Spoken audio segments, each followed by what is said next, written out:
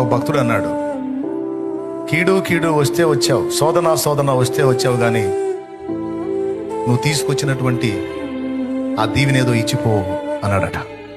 దేవునికి స్తోత్రం, హల్లెలూయా.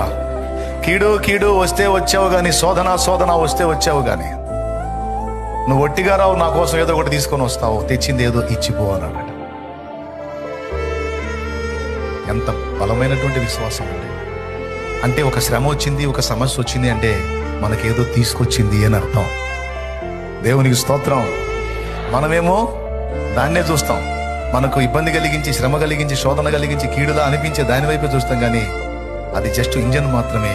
దాని వెనక పెద్ద గూడ్స్ ఉంది, ఆ గూడ్స్ నిండా నీకు ఆశీర్వాదాలు ఉన్నాయి. నీకు కీడులాగా, శోధనలాగా, ఇబ్బందిలాగా కనిపించింది జస్ట్ ఒక ఇంజన్ మాత్రమే. దాని వెనక అది లాక్కొచ్చిన గూడ్స్, నా తండ్రి దీవెనల ఆశీర్వాదాలు, ఒక గూడ్స్ గూడ్స్ గూడ్స్ మొత్తం నీకుంది ఉంది. స్టార్టింగ్ లో కనపడుతున్న రైలు ఇంజన్ చూసి నువ్వు ఫీల్ అవ్వద్దు. దాని వెనక దేవుడు నీకు దాచి ఉంచినటువంటి ఆ స్వాస్థ్యం, ఆ శ్రేష్టమైన ఈవులను చూడు. దేవునికి మహిమ. హల్లెలూయా.